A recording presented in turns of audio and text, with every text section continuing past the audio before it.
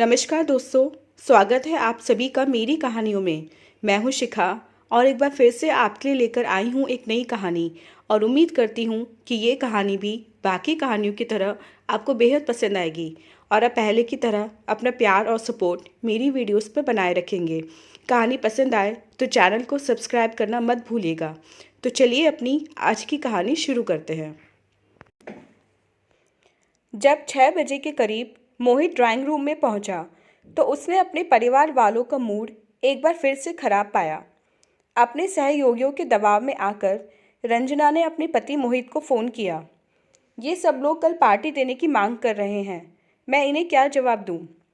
Mummy papa की इजाज़त के बगैर किसी को घर बुलाना ठीक नहीं रहेगा। मोहित की आवाज़ में परेशानी के भाव साफ झलक रहे थे। फिर इनकी पार्टी कब होगी? इस बारे में रात को बैठकर फैसला करते हैं। ओके। रंजना ने फ़ोन काटकर मोहित का फैसला बताया तो सब उसके पीछे पड़ गए। अरे, हम मुफ्त में पार्टी नहीं खाएंगे, बकायदा गिफ्ट लेकर आएंगे यार। अपनी सास से इतना डर कर तो कभी खुश नहीं रह पाएगी। उन लोगों ने जब इस तरह का मजाक करते हुए रंजना की खिंचाई शुरू की तो उसे अजीब सा जोश आ गया। बोली, मेरा सिर खाना बंद करो, मेरी बात ध्यान से सुनो। कल रविवार रात 8 बजे सागर रत्ना में तुम सब डिनर के लिए आमंत्रित हो। कोई भी गिफ्ट घर भूल कर ना आए। रंजना की इस घोषणा का सबने तालियां बजाकर स्वागत किया था।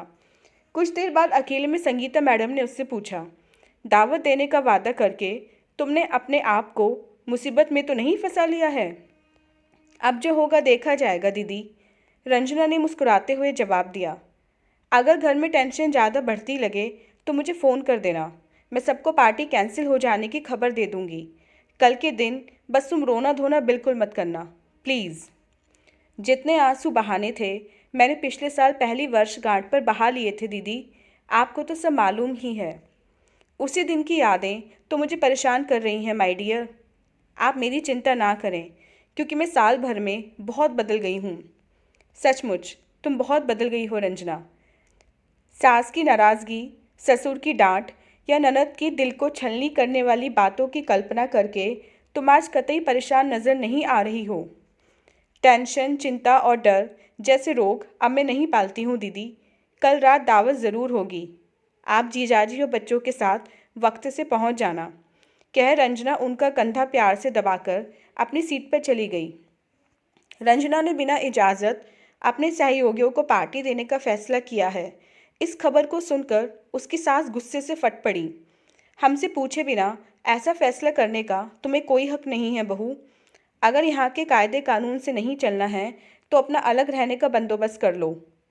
मम्मी, वे सब बुरी तरह पीछे पड़े थे। आपको बहुत बुरा लग रहा है तो मैं फ़ोन करके सबको पार्टी कैंसिल करने की खबर कर दूंगी।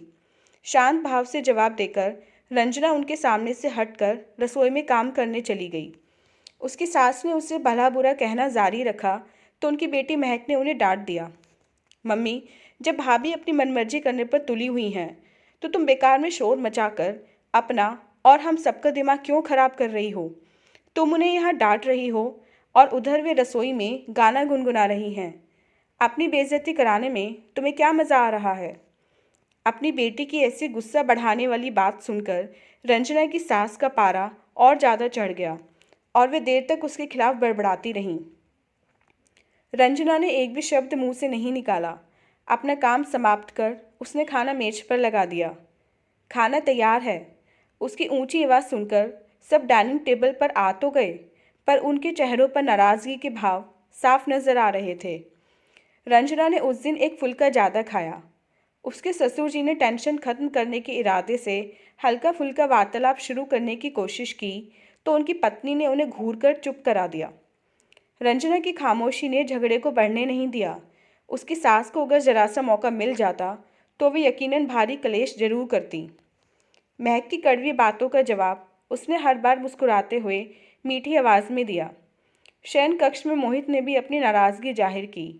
किसी और की ना सही, पर तुम्हें कोई भी फैसला करने से पहले मेरी इजाज़त तो लेनी ही चाहिए थी। मैं कल तुम्हारे साथ पार्टी में शामिल नहीं होऊंगा। तुम्हारी जैसी मर्जी, रंजना ने शरारती मुस्कान होठों पर सजाकर जवाब दिया और फिर एक चुंबन उसके गाल पर अंकित कर बाथरूम में घुस गई। रात ठीक 12 बजे रंजना के मोबाइल के अलार्म से दोनों की नींद टूट गई। ये अलार्म क्यों बज रहा है? मोहित ने नाराज़गी भरे स्वर में पूछा। Happy marriage anniversary sweet heart. उसके कान के पास होठ ले जाकर रंजना ने रोमांटिक स्वर में अपने जीवन साथी को शुभकामनाएं दी। रंजना के बदन से उठ रही सुगंध और महकती सांसों की गर्माहट ने चंद मिनटों में जादू सा असर किया और फिर अपनी नाराज़गी भुलाकर मोहित ने उसे अपनी बाहों के मजबूत बंधन में कैद कर लिया। रंजना ने उसे ऐसे मस्त अंदाज में जी भरकर प्यार किया कि पूरी तरह से तृप्त नजर आ रहे मोहित को कहना ही पड़ा, आज के लिए एक बेहतरीन तोहफा देने के लिए शुक्रिया जाने मन। आज चलोगे ना मेरे साथ? रंजना ने प्यार भरे स्वर में पूछा। पार्टी में? मोहित ने सारा लाड़ प्यार भुलाकर माथे पे बल डाल लिए। मैं पार्क में जाने की बात कर रही हूँ जी, वहाँ तो मैं ज़रूर चलूँगा। आप कितने अच्छे हो। रंजना ने उसे चिपक कर बड़े संतोष भरे अंदाज में आंखें मूंद ली। रंजना सुबह 6 बजे उठकर बड़े मन से तैयार हुई। आंखें खुलते ही मोहित ने उसे सज धज कर तैयार देखा तो उसका चेहरा खुशी से खिल उठा। You are very beautiful. अपने जीवन साथी के मुंह से ऐसी तारीफ सुनकर रंजना का मन खुशी से नाच उठा। खुद को मस्ती के मूड में आ रहे मोहित की पकड़ से बचाते हुए रंजना हंसती हुई कमरे से बाहर निकल गई। उसने पहले किचन में जाकर सबके लिए चाय बनाई, फिर अपने सास ससुर के कमरे में गई और दोनों के पैर छूकर आशीर्वाद लिया। चाय का कप हाथ में पकड़ते हुए उसकी सास ने चिढ़े से लहजे में पूछा, क्या सुबह सुबह मायके जा रही हो बहू? हम तो पार्क जा रहे हैं मम्मी। रंजना ने बड़ी मीठी आवाज़ में जवाब दिया। सास के बोलने से पहले ही उसके ससुर जी बोल पड़े, बिल्कुल जाओ बहू, सुबह सुबह घूमना अच्छा रहता है। हम जाएं मम्मी? किसी काम को करने से पहले तुमने मेरी इजाज़त कब से लेनी शुरू कर दी बहू? सास नाराज़गी जाहिर करने का यह मौका भी नहीं चूकी। आप नाराज़ ना हुआ करो मुझसे मम्मी, हम जल्दी लौट आएंगे। किसी किशोरी की तरह रंजना अपनी सास के गले लगी और फिर प्रसन्न अंदाज में मुस्कुराती हुई अपने कमरे की तरफ चली गई। वह मोहित के साथ पार्क गई जहाँ दोनों के बहुत से साथी सुबह का मज़ा ले रहे थे। फिर उसकी फरमाइश पर मोहित ने उसे गोकुल हलवाई के यहाँ आलू कचौड़ी का नाश्ता कराया। दोनों की वापसी करीब 2 घंटे बाद हुई। सबके लिए वे आलू कचौड़ी का नाश्ता पैक करा लाए थे, लेकिन यह बात उसकी सास और ननद की नाराज़गी ख़त्म कराने में असफल रही थी। दोनों रंजना से सीधे मुंह बात नहीं कर रही थीं। ससुर जी की आंखों में भी कोई चिंता के भाव साफ पड़ सकता था। उन्हें अपनी पत्नी और बेटी का व्यवहार ज़रा भी पसंद नहीं आ रहा था, पर चुप रहना उनकी मजबूरी थी। वे अगर रंजना के पक्ष में एक शब्द भी बोलते तो माँ बेटी दोनों हाथ धोकर उनके पीछे पड़ जाती। सजी धजी रंजना अपनी मस्सी में दोपहर का भोजन तैयार करने के लिए रसोई में चली आई। महक ने उसे कपड़े बदल आने की सलाह दी तो उसने इतराते हुए जवाब दिया, दीदी आज तुम्हारे भैया ने मेरी सुंदरता की इतनी ज़्यादा तारीफ की है कि अब तो मैं ये कपड़े रात को ही बदलूंगी। कीमती साड़ी पर दाग धब्बे लग जाने की चिंता नहीं है क्या तुम्हें? ऐसी छोटी मोटी बातों की फिक्र करना अब छोड़ दिया है मैंने दीदी। मेरी समझ से कोई बुद्धिहीन इंसान ही अपना नुकसान होने की चिंता नहीं करता है। महक ने चिढ़कर व्यंग किया। मैं बुद्धिहीन तो नहीं, पर तुम्हारे भैया के प्रेम में पागल ज़रूर हूँ। हंसती हुई रंजना ने अचानक महक को गले से लगा लिया तो वह भी मुस्कुराने को मजबूर हो गई। रंजना ने कढ़ाई पनीर की सब्जी बाजार से मंगवाई और बाकी सारा खाना घर पर तैयार किया। आजकल की लड़कियों को फजूल खर्ची की बहुत आदत होती है। जो लोग खराब वक्त के लिए पैसा जोड़कर नहीं रखते हैं उन्हें एक दिन पछताना पड़ता है बहू। अपनी सास की ऐसी सलाहों का जवाब रंजना मुस्कुराते हुए उनकी हाँ में हाँ मिलाकर देती रही। उस दिन उपहार में रंजना को साड़ी और मोहित को कमीज़ मिली। बदले में उन्होंने महक को उसका मनपसंद सेंट, सास को साड़ी और ससुर जी को स्वेटर भेंट किया। उपहारों की अदला बदली से घर का माहौल काफ़ी खुशनुमा हो गया था। ये सबको पता था कि सागर रत्ना में ऑफिस वालों की पार्टी का समय रात 8 बजे का है। जब 6 बजे के करीब मोहित ड्राइंग रूम में पहुंचा तो उसने अपने परिवार वालों का मूड एक बार फिर से खराब पाया। तुम्हें पार्टी में जाना है तो हमारी इजाज़त के बगैर जाओ। उसकी माँ ने उस पर नज़र पड़ते ही कठोर लहजे में अपना फैसला सुना दिया। आज के दिन क्या हम सबका इकट्ठे घूमने जाना अच्छा नहीं रहता भैया? महक ने चुपते लहजे में पूछा। रंजना ने पार्टी में जाने से इनकार कर दिया है। मोहित के इस जवाब को सुन वे तीनों ही चौंक पड़े। क्यों नहीं जाना चाहती है बहू पार्टी में? उसके पिता ने चिंतित स्वर में पूछा। उसकी जिद है कि अगर आप तीनों साथ नहीं चलोगे तो वह भी नहीं जाएगी। आजकल ड्रामा करना बड़ी अच्छी तरह से आ गया है उसे, मम्मी ने बुरा सा मुंह बनाकर टिप्पणी की। मोहित आंखें मूंद कर चुपचाप बैठ गया। वे तीनों बहस में उलझ गए। हमें बहू की बेइज्जती कराने का कोई अधिकार नहीं है। तुम दोनों साथ चलने के लिए फटाफट तैयार हो जाओ, वरना मैं इस घर में खाना खाना छोड़ दूंगा। ससुर जी की इस धमकी के बाद ही माँ बेटी तैयार होने के लिए उठी। सभी लोग सही वक्त पर साकर रत्ना पहुंच गए। रंजना के सहयोगियों का स्वागत सभी ने मिलजुल कर किया। पूरी परिवार को यूँ साथ साथ हंसते मुस्कुराते देखकर मेहमान मन ही मन हैरान हो उठे थे। कैसे राजी कर लिया तुमने इन सभी को पार्टी में शामिल होने के लिए?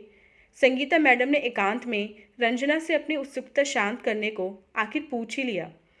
रंजना की आंखों में शरारती मुस्कान की चमक उभरी और फिर उसने धीमे स्वर में जवाब दिया, दीदी, मैं आज आपको पिछले 1 साल में अपने अंदर आए बदलाव के बारे में बताती हूँ। शादी की पहली सालगिरह के दिन मैं अपने ससुराल वालों के रूखे व कठोर व्यवहार के कारण बहुत रोई थी। ये बात तो आप भी अच्छी तरह जानती हैं। उस रात को पलंग पर लेटने के बाद एक बड़ी खास बात मेरी पकड़ में आई थी। मुझे आंसू बहाते देखकर उस दिन कोई मुस्कुरा तो नहीं रहा था, पर मुझे दुखी और परेशान देखकर मेरी सास और ननद की आंखों में अजीब सी संतुष्टि के भाव कोई भी पढ़ सकता था। तब मेरी समझ में ये बात पहली बार आई कि किसी को रुलाकर व घर में खास खुशी के मौक़ों पर कलेश करके भी कुछ लोग मन ही मन अच्छा महसूस करते हैं। इस समझ ने मुझे ज़बरदस्त झटका लगाया और मैंने उसी रात फैसला कर लिया कि मैं ऐसे लोगों के हाथ की कठपुतली बन अपनी खुशियों व मन की शांति को भविष्य में कभी नष्ट नहीं होने दूंगी। खुद से जुड़े लोगों को अब मैंने 2 श्रेणियों में बांट रखा है। कुछ मुझे प्रसन्न और सुखी देखकर खुश होते हैं, तो कुछ नहीं। दूसरी श्रेणी के लोग मेरा कितना भी अहित करने की कोशिश करें, मैं अब उनसे बिल्कुल नहीं उलझती हूँ। ऑफिस में रितु मुझे जलाने की कितनी भी कोशिश करे, मैं बुरा नहीं मानती। ऐसे सुरेंद्र सर की डांट खत्म होते ही मुस्कुराने लगती हूँ। घर में मेरी सास और ननद अब मुझे गुस्सा दिलाने या रुलाने में सफल नहीं हो पाती। मोहित से रूठकर कई कई दिनों तक ना बोलना अब अतीत की बात हो गई है। जहाँ मैं पहले अब आंसू बहाती थी, वहीं अब मुस्कुराने रहने की कला में पारंगत हो गई हूँ। अपनी खुशियों और मन की सुख शांति को अब मैंने किसी के हाथों गिरवी नहीं रखा हुआ है। जो मेरा अहित चाहते हैं वे मुझे देखकर किलसते हैं और मेरे कुछ किए बिना ही हिसाब बराबर हो जाता है। जो मेरे शुभचिंतक हैं, मेरी खुशी उनकी खुशियाँ बढ़ाने में सहायक होती हैं और यह सबके लिए अच्छा ही है।